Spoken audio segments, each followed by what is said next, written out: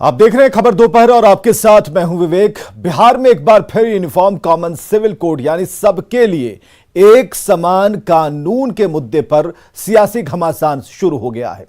इस पर उत्तराखंड कैबिनेट के फैसले के बाद बिहार में बीजेपी ने यूनिफॉर्म कॉमन सिविल कोड लागू करने की मांग की तो विपक्षी दलों ने इस पर पलटवार किया और इसे आरएसएस का एजेंडा लागू करने की कोशिश बताया है।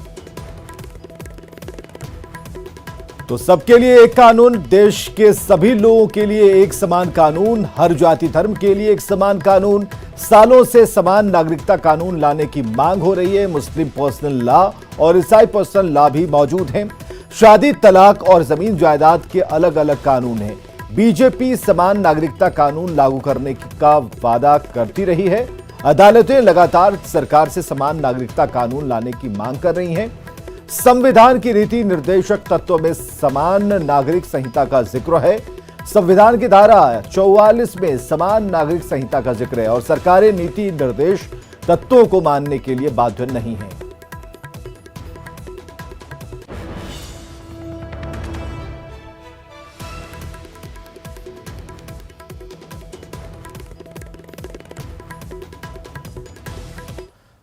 मुख्यमंत्री नीतीश कुमार आज मसौढ़ी अनुमंडल के पुनपुन पहुंचे, जहां कार्यकर्ताओं ने स्वागत किया। दरअसल सीएम यहां अपने पुराने कार्यकर्ताओं से मिलने पहुंचे थे। स्थानीय लोगों ने सीएम के सामने अपनी बात रखी और कई मांगों को लेकर ज्ञापन सौंपा। मुख्यमंत्री ने ग्रामीणों को विकास के लिए आश्वासन दिया। का एजेंडा नहीं है, राष्ट्रीय एजेंडा है। जब भारत के संविधान में लिखा हुआ है कि हम सब भारत के लोग एक लोग हैं, तो फिर एक कानून क्यों नहीं हो, एक सिविल कानून क्यों नहीं हो? हमारे लिए कुछ कानून, दूसरों के लिए कुछ कानून। इसलिए उत्तराखंड सरकार को मैं धन्यवाद देता हूं और मैं चाहता हूं कि बिहार में भी समान कानून संहिता बने। प्रदेश का अपना निर्णय है और एक जरूर कंफ्यूजन है। यूनिफॉर्म सिविल कोड का अर्थ होता है सभी धर्मों को अपने अपने कार्य करने की आज़ादी है, लेकिन जो महिलाओं के अधिकार का प्रश्न है, जो बच्चों के अधिकार का प्रश्न है, जो आम जनता के अधिकार का प्रश्न है, वह सभी को एक बराबर होना चाहिए। उत्तराखंड में बनी बीजेपी सरकार ने सरकार बनते ही पहले कैबिनेट में विवादित मुद्दों को पास किया। यूनिफॉर्म सिविल कोड को जिस तरह से उन्होंने लागू करने का पास किया है कैबिनेट से, ये बता रहा है कि बीजेपी सरकार में आकर के अपने नियम, कानून, संविधान को ताक पर रख करके वो आरएसएस का नियम और कानून, संविधान लागू करना चाहती है। ये कतई संभव नहीं है। नागरिक संहिता केंद्र का विषय है, किसी राज्य सरकार का विषय नहीं है। अब कोई राज्य सरकार कैबिनेट में पास कर देगा इसका मतलब वो संपूर्ण देश में लागू हो जाएगा, ऐसा नहीं है। आरएसएस के दबाव में यह सरकार काम कर रही है और 2024 की तैयारी है। इसीलिए प्रोपगंडा के दम पे भारतीय जनता पार्टी 2024 के चुनाव लड़ना चाहती है और जो केंद्र का विषय है वो राज्य से उठवाना चाहती है। मुझे लगता है कि अगर देश हित में, अगर मुल्क के मफाद में ये है कि एक कोड लाया जाए, यूनिफॉर्म सिविल कोड लाया जाए, जिससे देश की यूनिटी और इंटीग्रिटी बढ़ेगी, तो इस पर किसी को एतराज नहीं होगा।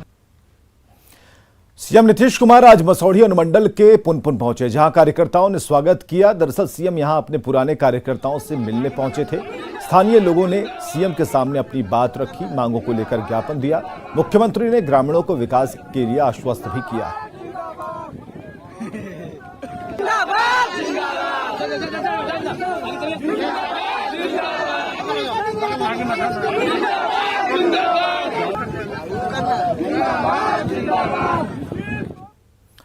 गोपालगंज के जेडीयू सांसद डॉक्टर आलोक कुमार सुमन ने गंडक नदी के डुमरिया घाट पर बने नारायणी रिवर फ्रंट को पर्यटन स्थल बनाने की मांग लोकसभा में की। सांसद ने कहा कि नारायणी रिवर फ्रंट पर्यटकों को बढ़ावा देने के लिए प्रमुख स्थल है। इंफ्रास्ट्रक्चर को बढ़ावा देने में केंद्र सरकार मदद करे ताकि पर्यटकों का प्रमुख स्थल ये बन पाए। साथ ही पटना के मां गंगा से संबंधित सभी लंबित परियोजनाओं को टाइम बाउंड के तहत पूरा कराने की मांग सांसद ने उठाई है।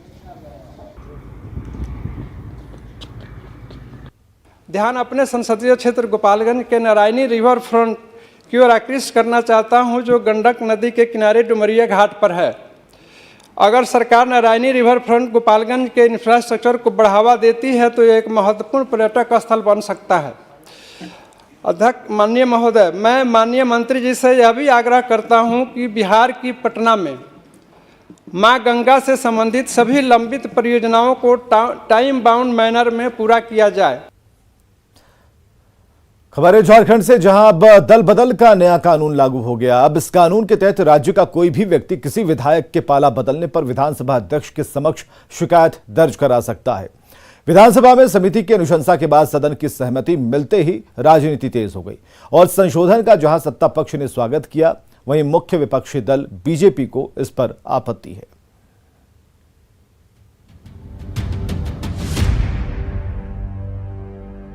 देश भर में दल बदल के लिए बदनाम झारखंड में इसे रोकने के लिए नया कानून बनाया गया है।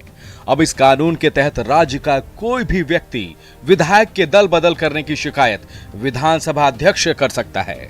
विधानसभा अध्यक्ष के द्वारा स्वतः संज्ञान के अधिकार को विलोपित कर दिया गया है। दरअसल विधानसभा की 3 सदस्यों वाली कमेटी ने दल बदल को लेकर अपनी अनुशंसा की थी, जिसे कार्य संचालन नियमावली में संशोधन कर दिया गया है। उसमें कोई आम व्यक्ति जो है वो कंप्लेन नहीं कर सकता था, जबकि विधायक हैं, सांसद हैं, उसको चुनते हैं उस क्षेत्र के वोटर, मतदाता, और उनको ये अधिकार होना चाहिए। मूल कानून में भी है, सुप्रीम कोर्ट ने भी संदर्भ में भी कहा है कि भाई वो आपत्ति दर्ज कर सके कि हमने जिस विधायक को वोट दिया था, सांसद को वोट दिया है, उसने उसके साथ जो है वो दल बदल करके जो है हमारी भावना को ठेस पिया है। बाकी तो डिसीजन स्पीकर को करना है। इससे सरकार बनाने को लेकर तिकड़मबाजी अब नहीं चलेगी। आम व्यक्ति के शिकायत का अधिकार मिलने के बाद ऐसा करने की सोच रखने वालों को अपनी सदस्यता जाने का खतरा सताता रहेगा। इनका स्वागत है और हमें लगता है कि भाजपा जो है तिकड़मबाज है और उन्हीं के परिप्रेक्ष्य में कहिए कि ये कानून लाया गया है। इनको सत्ता चाहिए, किसी भी तरह से इनको सत्ता चाहिए। देखे होंगे दल बदल बहुत हुआ, कभी निर्दलीय इधर तो कभी उधर, सरकार बनते गया, टूटते गया, फिर राष्ट्रपति शासन लगा। इसलिए ये जो बिल लाया है हेमंत सोरेन सरकार ने दल बदल का, ये बहुत अच्छा बिल है। इस बिल का लाभ जनता को मिलेगा। दल बदल को लेकर इस संशोधन से मुख्य विपक्षी दल बीजेपी गुस्से में है। बीजेपी का गुस्सा आम व्यक्ति को शिकायत करने का हक मिलने को लेकर है। उनका कहना है कि ऐसा करने से कोई भी किसी के खिलाफ शिकायत कर सकता है। बीजेपी ने इसके लिए दल के द्वारा ही दल बदल की शिकायत किए जाने पर जोर दिया है। तो ये जो विधायक है, जो जनप्रतिनिधि, क्या मेरा राइट नहीं है कि हम अपने अंतरात्मा को सुनकर कुछ कर सके?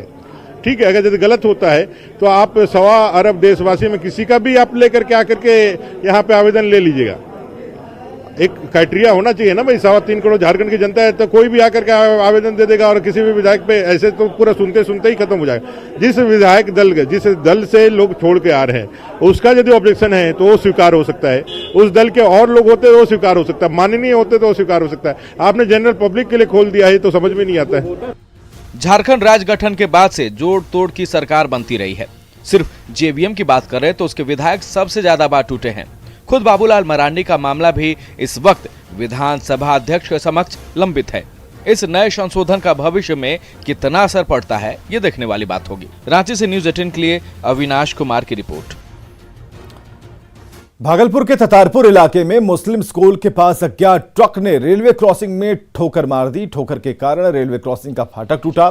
फाटक के टूटने की वजह से आम लोगों को रेलवे लाइन को पार करने में परेशानी हो रही है। लोग जान जोखिम में डालकर रेल लाइन पार कर रहे हैं। रेलवे की तरफ से रेलवे क्रॉसिंग को ठीक करने का प्रयास जारी है।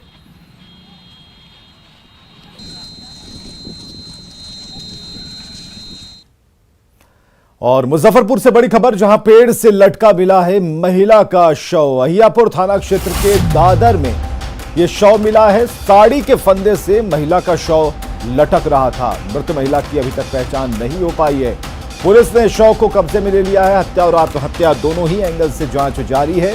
हालांकि एसकेएमसीएच में उस युवती का पोस्टमार्टम कराया जा रहा है। ये तस्वीरें हम आपको दिखा रहे हैं। पेड़ से लटका मिला है युवती का शव और साड़ी के फंदे से इस महिला का शव यहां पर लटक रहा था। हालांकि अभी तक शिनाख्त नहीं हो पाई है, पहचान नहीं हो पाई है। पुलिस अपनी जांच कर रही है।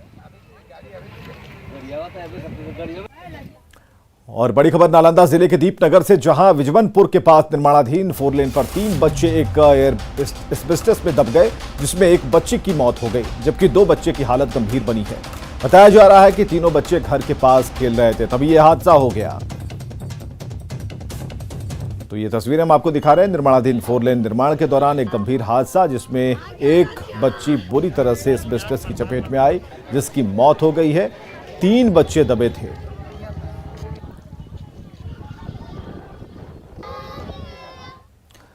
दानापुर के NH 139 पालीगंज में एक युवती की आंख फोड़कर हत्या का मामला सामने आया। युवती के शव के पास से एक नोट मिला है, जिस पर युवती का नाम लिखा है, पता लिखा है। फिलहाल पुलिस ने शव को बरामद कर लिया है। मामले की जांच जारी है। लड़की जहानाबाद की बताई जा रही है। हालांकि पुलिस ने शक जाहिर किया है कि लड़की को जहानाबाद में मारकर साक्ष्य छिपाने के लिए दानापुर में लाकर फेंका गया था। फिलहाल मामले की जांच जारी है।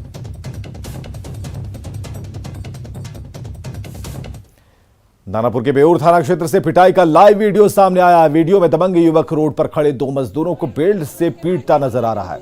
मामला बेऊर मोड़ के पास का है। मामूली विवाद को लेकर 2 पक्षों में बहस शुरू हुई और बात मारपीट पर आ गई। 2 युवक बुलेट से आए और बेल्ट निकालकर मजदूर की पिटाई करने लगे। उसके बचाव में आए दूसरे मजदूर की भी जमकर पिटाई की गई। इन तस्वीरों में आप देख सकते हैं कि किस तरह से सरेआम पिटाई की जा रही है और काफी देर तक हंगामा होता रहा, लेकिन इस बीच पुलिस कहीं नजर नहीं आई।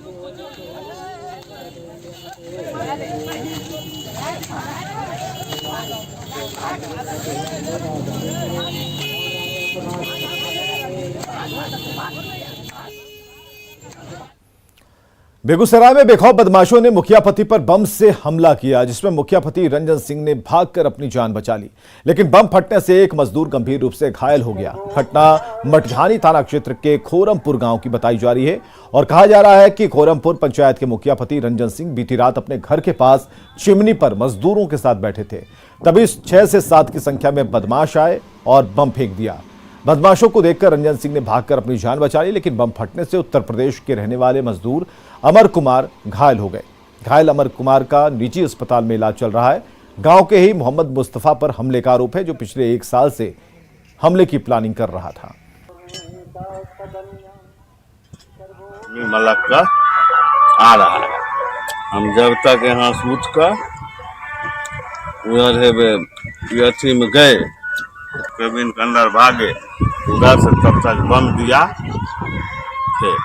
तो यादव था, एक मोहम्मद इसामुल, एक मोहम्मद मुस्तफ़ा, एक मोहम्मद नाजो, एक मोहम्मद इरशाद और एक खरमपुर का किशोरी सिंह। हम और मुखिया जी बैठे हुए थे आराम से।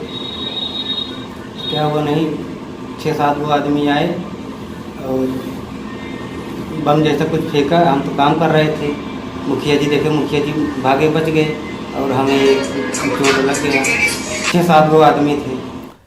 गोपालगंज के सदर अस्पताल में थैलेसीमिया पीड़ित किशोर जिंदगी की जंग लड़ रहा है। 16 साल के राजकुमार को 2 साल की उम्र से ही थैलेसीमिया है, जिसे हर महीने खून चढ़ाना पड़ता है, लेकिन परिवार की आर्थिक तंगी के कारण इलाज संभव नहीं हो पा रहा।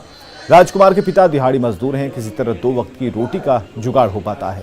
परिजनों के पास अस्पताल तक ले जाने के पैसे नहीं हैं। परिवार सरकारी मदद की आस में नेताओं और अधिकारियों के दरवाजे पर चक्कर लगा रहा है, लेकिन अब तक कोई मदद नहीं मिली।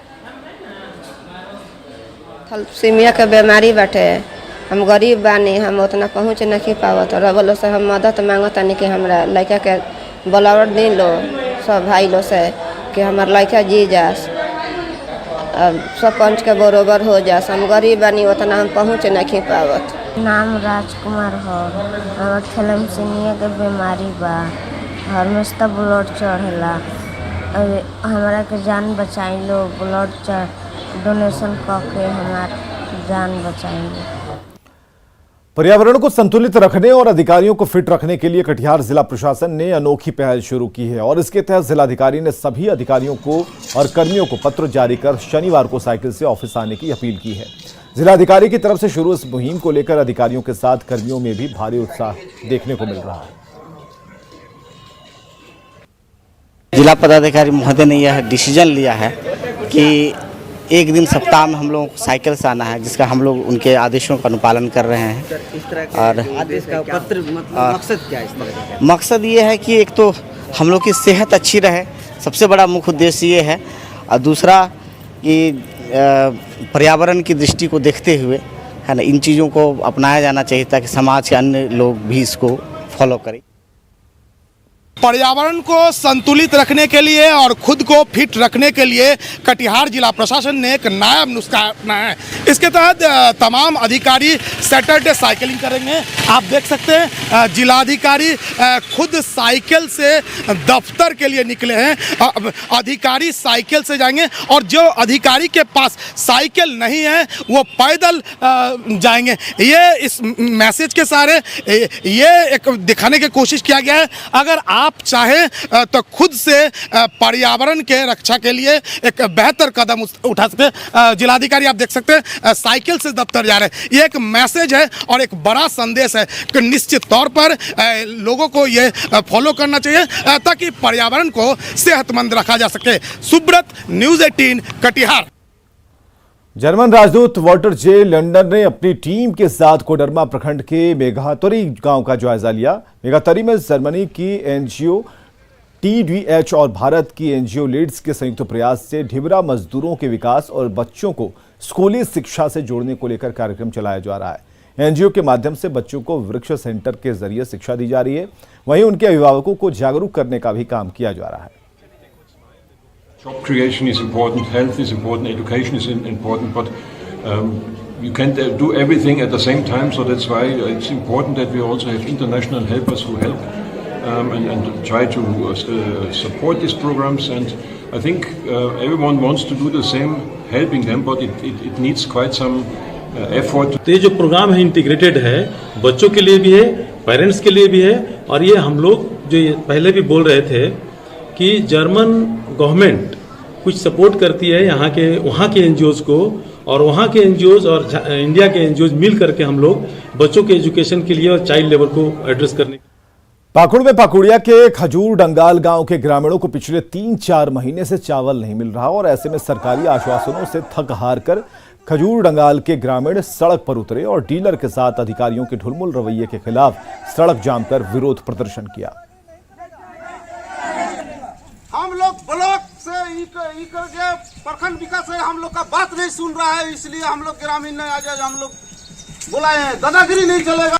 मामला ये कि हम जैसे कि हम लोग का विगत 4 माह का जो हम लोग का जो फ्री चावल देता है PMGY के अंतर्गत मिलता है हम लोग को, तो हम लोग का अभी तक नहीं दिया गया है। यहाँ तक कि हम लोग का यहाँ एमओ साहब रहते वो भी लिखित आश्वासन देकर गए, ठीक है आप लोग को मतलब 24 घंटे के अंदर आप लोग का चावल हम व्यवस्था करते हैं, लेकिन अभी तक हम लोग को चावल व्यवस्था नहीं।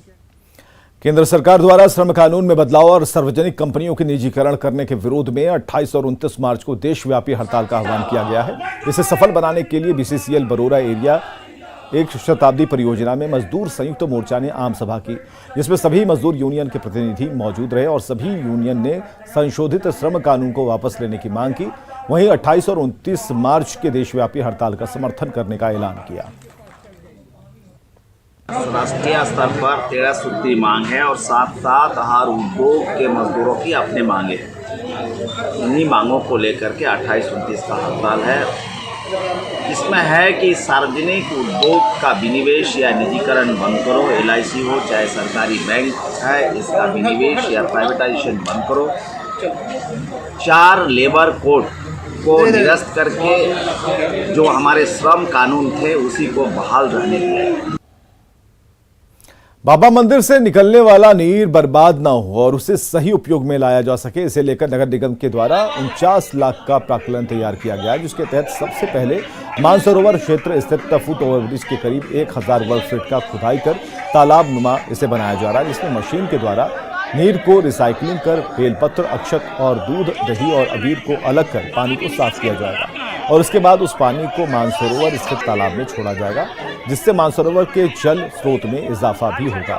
साथ ही आसपास में रहने वाले लोगों को जल की समस्या भी नहीं होगी। हजारों लीटर नीर जो बाबा पर चढ़ाया जाता था, उसका हम लोग उसी नीर को हम लोग एक सेफेस्ट जगह पर ले जाकर करके सिंगिंग में उसका फिल्ट्रेशन करेंगे, उसका RO सिस्टम से प्यूरिफाइंग करेंगे और बाद में यह योजना रहेगी कि उस वाटर की रिसाइकलिंग की जाए, अन्य चीज़ों में हो जाए। और खबरें लगातार जारी हैं, आप बने रहें हमारे साथ।